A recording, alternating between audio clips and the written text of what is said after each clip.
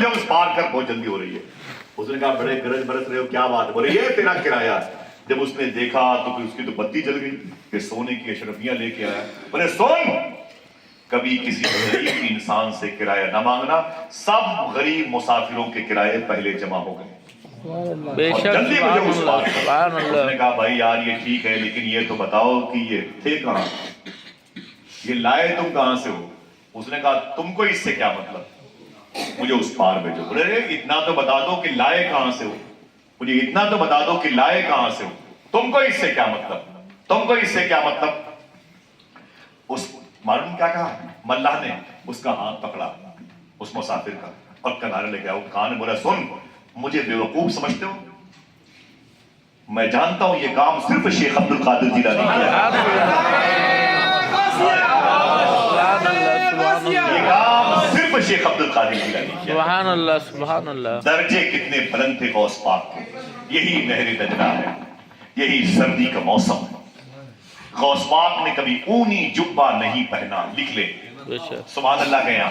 سبحان اللہ، غوث پاک نے کبھی سوٹر نہیں پہنی۔ بے شک، بچپن میں ایک دو مرتبہ آپ نے موٹا لباس پہنا ہے۔ پوری لائف مائنس بغداد کی سردی میں بھی غوث پاک کے خادم غوث پاک کو پنکھا جلا کرتے تھے۔ بے شک، سبحان اللہ، سبحان اللہ، کبھی ناک مبارک سے غوث پاک کے گندگی نہیں نکلی۔ سبحان اللہ، سبحان دل گئے تو بولو، کبھی غوث پاک نے زمین پر تھوکا نہیں۔ سبحان اللہ، سبحان اللہ، میں نے پوچھا حضرت سے کہ غوث پاک نے زمین پر تھوکا نہیں، بیس ریجن، تو فرماتے ہیں کہ اللہ نے غوث پاک کے تھوک میں بھی ولایت رکھی تھی سبحان اور اللہ، ولایت کو زمین پر بہایا نہیں جاتا۔ سبحان اللہ، سبحان اللہ، سبحان اللہ، سمجھ رہے ہیں آپ؟ امام احمد بن حنبل کے روضہ شریفہ کے قریب گزرے ہیں، غائبانہ طور پر مزار مبارکہ آپ کے اسی استاد شیخ حماد دباس کی وہاں یا شونیزیا میں ہے۔ غوث پاک اپنے خادم کے ساتھ جا رہے تھے، اچانک اس قبر کے قریب پہنچے اور ٹھہر گئے اور بیٹھ گئے۔ بیٹھ کے اپنے ہاتھوں کو اٹھایا، رو کے دعا کرنا شروع کیا، بہت ٹائم لگا دیا۔ خادم کہتے ہیں میں تو تھک گیا۔ بہت دیر کے بعد غوث پاک نے اپنے ہاتھوں کو چہرے پر پھیرا اور اس کے بعد جو ہے وہ اٹھے چلنے لگے۔ تو میں نے کہا کہ شیخی یہ قبر کس کی ہے؟ اے شیخ اتنی دیر تک آپ کیوں بیٹھے تھے؟ وعدہ کیجئے انشاءاللہ یہ باتیں بتائیں گھر میں، انشاءاللہ، بتائیں گے نا انشاءاللہ۔ ادھر غوث پاک کے خادم نے کہا شیخ یہ قبر کس کی ہے؟ آپ اتنی دیر تک کیوں بیٹھے تھے؟ تو شیخ نے کیا فرمایا معلوم ہے؟ فرمایا یہ قبر جو ہے نا میرے استاذ حماد دباس کی ہے، بے شک، بے شک، سبحان میرے اللہ، استاذ حماد دباس کی قبر شریف ہے۔ بولے ادھر اتنی دیر تک کیوں بیٹھے تھے؟ فرمایا ایک میٹر آ گیا۔ بولے کیا؟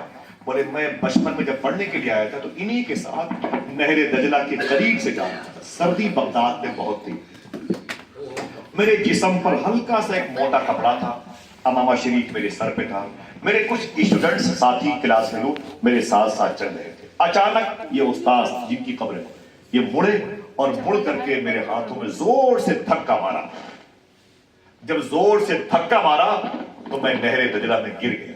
بے شک، سردی بہت زیادہ تھی، میرے کپڑے بھیگ گئے، میرے امامہ شریف بھیگ گیا، میری ٹوپی بھیگ گئی۔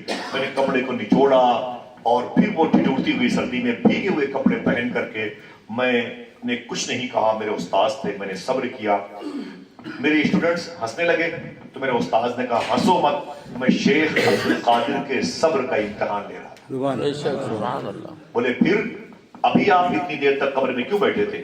سنیں کہانی کا ٹرننگ پوائنٹ۔ حضور غوث پاک فرماتے ہیں آج میں ان کی قبر کے قریب سے گزرا تو میں نے کیا دیکھا کہ یہ قبر شیخ حماد دباس کی ہے، وہی استاذ بے شک، جنہوں نے مجھے داہنے ہاتھ سے قبر میں وہاں دجلہ میں دھکے مارے تھے۔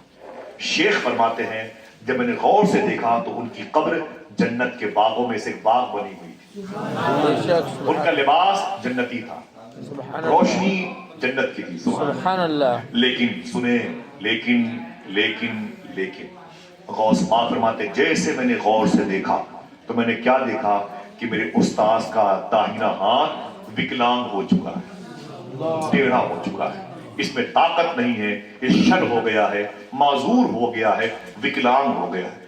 میں نے کہا شیخی جنت کے بچھونے، جنت کی کارپیٹ، جنت کی قالین، جنت کا لباس، یہ تاج جنت کا، خوشبو جنت کی، یہ داہنا ہاتھ آپ کا خراب کیسے ہو گیا؟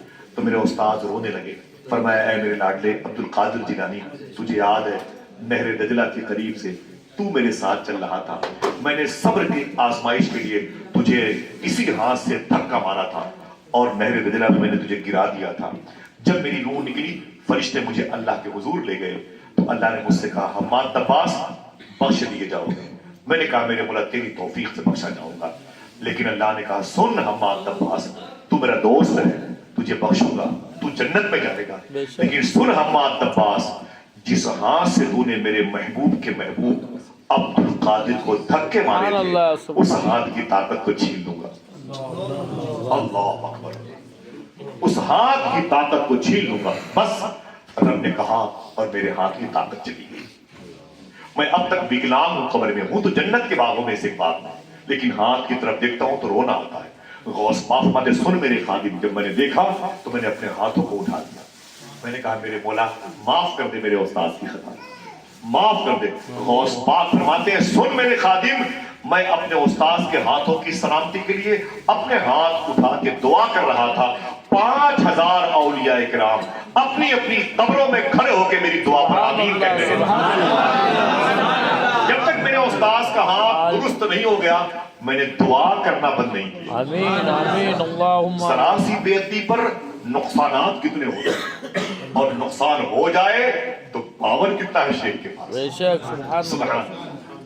चोरों को अब्दाल बनाते हैं, बेशक बहुत बेशक बड़ी बात है कि नहीं। बस चोरों को अब्दाल, बच्चों का कोई खेल नहीं है। मैंने पूछा सूफी साहब से, वो चोर को अब्दाल क्यों बना दिया, और चोर को पहले जेल में डालो और पिटाई करो उसकी, है कि नहीं। उसके बाद उसकी डिग्रियां देखो, कैरेक्टर देखो, फिर उसको ले आओ होमगार्ड में, चौकीदार में, पुलिस में, मिलिट्री में, फिर उसको एटीएम या डीएम